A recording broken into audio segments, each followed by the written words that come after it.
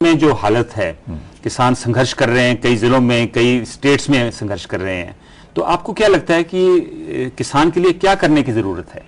कांग्रेस की मौजूदा सरकार जो है वो एंटी फार्मर सरकार है, किसान के हित चिंतक नहीं है। इसका आप एक छोटा सा उदाहरण आपको दूं कि सेंद्रीय का खाद का कारखाना खाद बनाता है, खाद किसान इस्तेमाल करता है और सब्सिडी कारखानेदार को मिलती है। जी, यानी ये सरकार उस कारखानेदार को इसलिए सब्सिडी देती है कि तूने खाद बना करके देश पे बहुत बड़ा एहसान किया। उस किसान का एहसान नहीं मानती जो पो माह की सर्दी में ठिठुर के खाद डाल करके अनाज पैदा करके देश में भरण पोषण की व्यवस्था करते हैं, उसका एहसान नहीं मानते, उसको देते। यानी ये पॉलिसी के तहत होता है।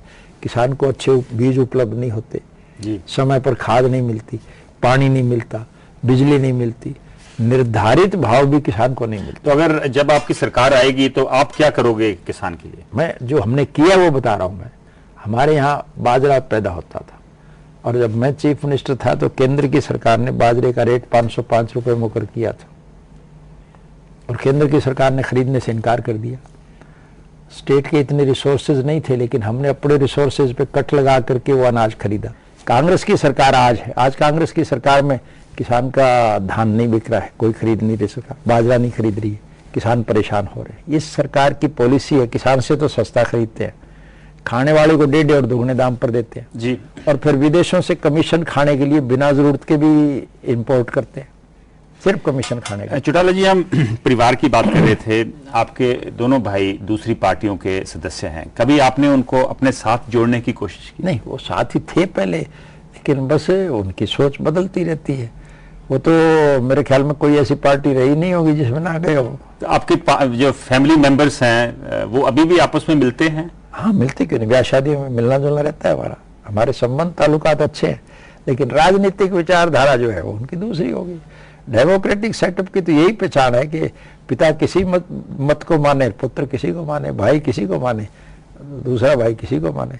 तो सही मायने में तो असल डेमोक्रेट तो हम ही हैं। एक और सवाल मन में आता है कि जैसे चौधरी देवीलाल की जो राजनीतिक गद्दी थी वो आपको मिली, आपके 2 बेटे हैं अजय और अबे, इन दोनों में से आप किसको राजनीतिक गद्दी देनी चाहिए? ये अधिकार मेरा नहीं है और मैं कभी अनाधिकार चेष्टा नहीं किया करता। मुझे भी गद्दी मेरे पिताजी ने नहीं दी थी, जनता ने दी थी।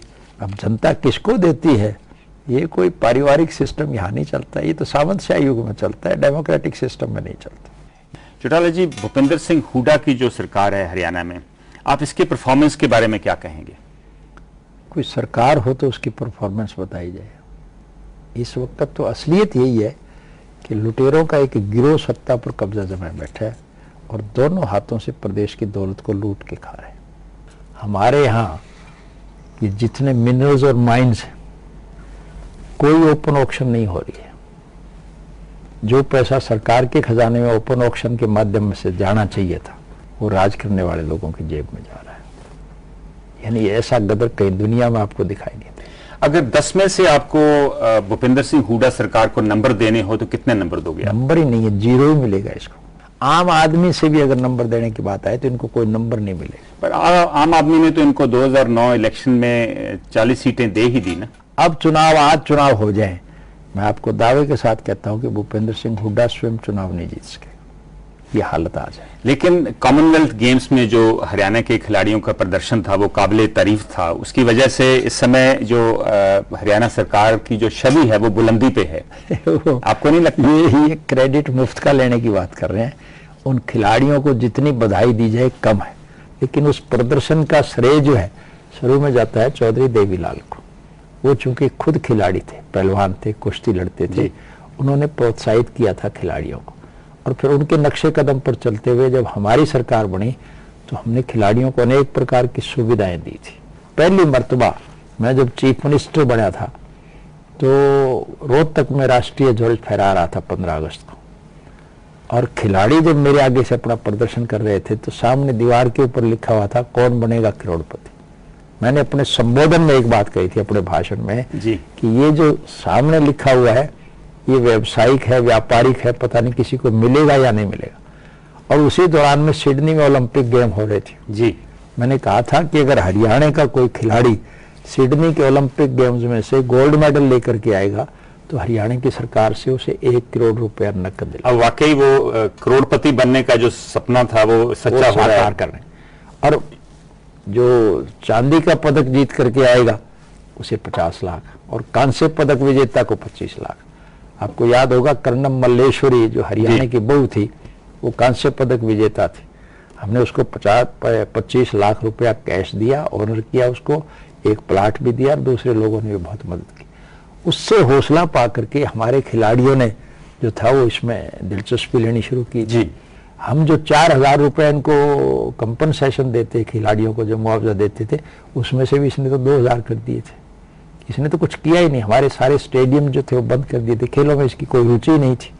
हमने तो विपक्ष में होते हुए खिलाड़ियों को सम्मानित करने का काम। काफी स्टेप्स हरियाणा सरकार ले रही है। कुछ भी कोई स्टेप्स नहीं लिया, सिर्फ इनको सम्मानित करने का स्टेप लिया है और सरकार के खजाने से इनको पैसे देने का काम किया है। नेशनल लेवल की पॉलिटिक्स की बात करें तो आपको लगता है कि थर्ड फ्रंट एक फोर्स टू रेकन विद बनेगा किसी समय में? आज जरूरत है देश को, और देश की जरूरत के मद्देनजर पॉलिटिशियंस को निर्णय लेना ही पड़ता है।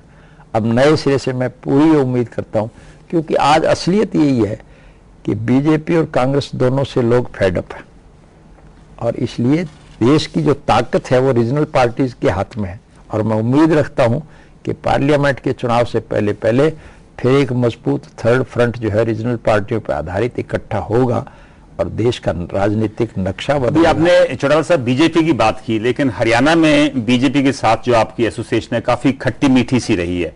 इस टाइम राज्य में बीजेपी के साथ आपकी सांझ कैसी है? नहीं, हमारा बीजेपी से कोई संबंध नहीं है इस वक्त। ये मान के चलो कि बीजेपी की एक सोच है, बीजेपी हमसे वोट ले लेती है लेकिन हमारे प्रत्याशी को वोट देती नहीं। इनकी जहनियत है इस किस्म की, और आज उसी का परिणाम है कि बीजेपी से तो लोग वैसे ही उठ, बीजेपी की तो आंतरिक कलह जो है उसको लेके बैठ जाएगी। तो आप उनके साथ कोई एसोसिएशन इलेक्टोरल अलायंस नहीं करोगे?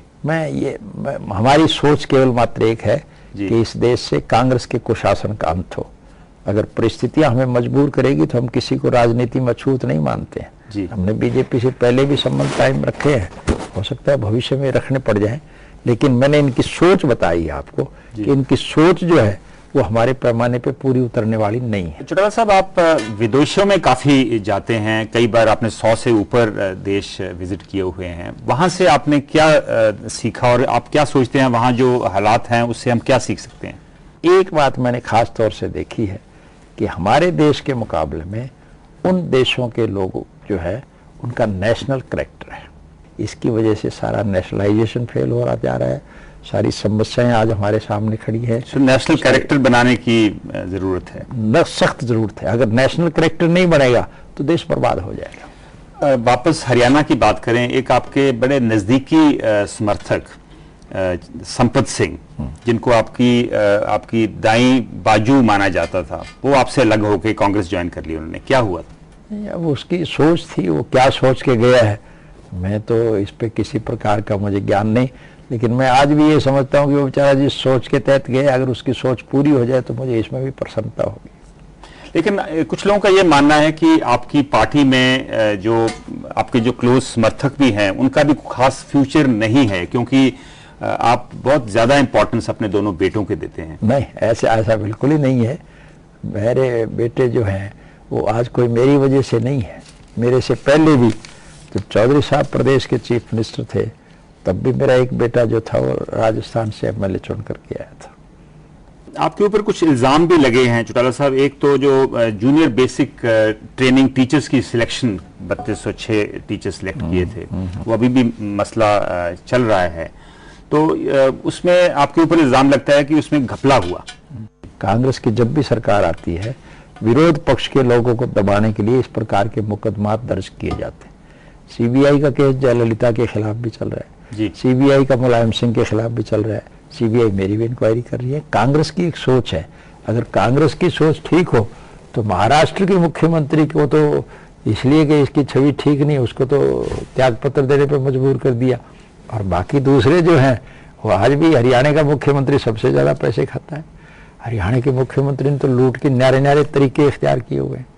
इतना पैसा खाया जा जब रहा है। आपकी जिसका कोई सरकार आएगी तो आप भी इंक्वायरी करवाओगे नहीं, उनके अगर किसी के खिलाफ कोई शिकायत आएगी तो निश्चित तौर पर इन्वेस्टिगेटिंग अथॉरिटी की जिम्मेवारी है, उसको इंक्वायरी करेगा।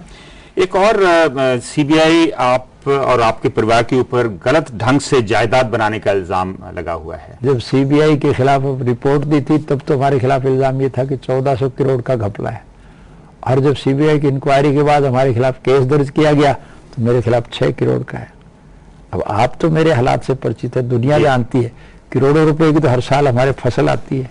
लेकिन जो उन्होंने लिस्ट लगाई है संपत्ति की, वो काफी बड़ी लिस्ट है। हाँ, वो लिस्ट आप सुन के हैरान होंगे। वो लिस्ट जो हमारे ट्रस्ट बने हुए हैं चौधरी देवीलाल के नाम पर, दूसरे नामों पर जो ट्रस्ट बने हुए हैं, उस ट्रस्ट की संपत्ति भी हमारी दिखाई हुई है।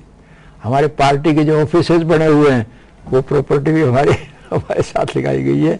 ये तो पता नहीं इन लोगों को कौन किसने अकल दी है, क्या सोच की है, इस प्रकार के इल्जामात लगाए गए जिनसे हमारा कोई वास्ता नहीं। आज भी हम तो इस बात के पक्षधर हैं कि जो प्रॉपर्टीज हमारे नाम जितनी लिखाई गई है उसका 10% भी हमें दे दे तब भी हम तो बहुत राजी हैं। पर ये सीबीआई ने तो बड़ा गंभीर मसला बनाया है, तो आपने तो हंसकर ही ये टाल दी। आप इसको सीरियसली नहीं ले रहे? है ही नहीं कुछ, है कोई मसला ही नहीं है। ये कोई इल्जाम आज थोड़े लगे, ये इल्जाम तो जब भी कांग्रेस की सरकार आई है, सरदार प्रताप सिंह कैरों के साथ जब हमारा बिगाड़ था तब भी हमारे खिलाफ इस प्रकार के मुकदमे चले थे। आपके ऊपर एक और चार्ज है कि जो पुराने डीजीपी एसपीएस राठौर थे, जो रुचिका सुसाइड केस में, मर्डर केस में भी इन्वॉल्व, इस टाइम उनके ऊपर चार्जेस लगे हुए हैं कि आपने उनको बचाने की कोशिश की। नहीं, मैंने तो उसको बचाने की कोशिश नहीं की। जबकि जब जिस दिन उसके खिलाफ चार्ज फ्रेम हो गया था, मैंने उसी दिन उसके त्याग पत्र ले लिया था, उसी दिन उसकी छुट्टी कर ली, छुट्टी भेज दिया था। इसको तो तरक्की तो मिली है, तो बंसीलाल के राज में और भजन लाल के राज में मिली है। इल्जाम हम पे ठोसे जा रहे हैं क्योंकि सरकार कांग्रेस की है। बादल परिवार में जो इस समय दरार पड़ी हुई है, उसमें आपने कोई भूमिका निभाई है उसमें, मुझे इस बात दोनों परिवारों को जोड़ने की? मुझे इस बात की बहुत तकलीफ है। मुझे हैरानी इस बात की है कि सरदार प्रकाश सिंह बादल और गुरदास सिंह बादल के भाई के तौर पर जितना पवित्र रिश्ता इनका था, मैंने कहीं किसी और का देखा ही नहीं था। आपके विरोधी ये भी कहते हैं कि आपकी बड़ी गहरी मित्रता है प्रकाश सिंह तो है ही बादल के साथ, और इसकी वजह से आप हरियाणा के हित के लिए उस तरीके से लड़ते नहीं जैसे लड़ना चाहिए, जैसे जूझना चाहिए आप। नहीं, हरियाणा के इंटरेस्ट पर जहां कहीं भी कुठाराघात होता है, मैं सबसे पहले हरियाणा के हित की बात करूंगा। ये तो रिकॉर्ड की चीजें हैं। कोई ऐसी चीज जो आपको अब लगती है कि ये मुझे करना चाहिए था, मैं कर नहीं पाया, और अगर मैं मुख्यमंत्री द्वारा बना तो मैं करना चाहूंगा?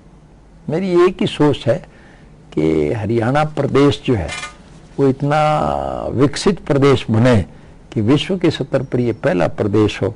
और ईमानदारी से मैं इस बात का पक्षधर हूँ कि हरियाणा में हर व्यक्ति संपन्न, समृद्ध और खुशहाल हो। मेरे दिमाग में एक नक्शा है कि हमारी सरकार आने के बाद हम गांव-गांव में कुटीर उद्योग धंधों को बढ़ावा दें, ताकि हाथ से काम करने वाले बैकवर्ड जाति के, शेड्यूल्ड कास्ट के जो लोग हैं वो उसका उत्पादन करें, और वो उत्पादन उनका जो है लागत मूल्य के साथ, मुनाफे के साथ सरकार खरीदेगी, ताकि कंपटीशन में वो फेल ना हो जाए, तभी वो संपन्न हो सकते हैं, अन्यथा कोई दूसरा तरीका। जी, ओम प्रकाश चौटाला जी, आपका स्टूडियो में आने के लिए बहुत बहुत धन्यवाद। धन्यवाद आपको। तो ये थे पूर्व एमपी और 7 बार एमएलए रह चुके हरियाणा के साबका मुख्यमंत्री ओम प्रकाश चौटाला। फिलहाल के लिए फेयर एंड स्क्वायर में इतना ही। अगले हफ्ते इसी समय इसी दिन फिर मुलाकात होगी। तब तक के लिए नमस्कार।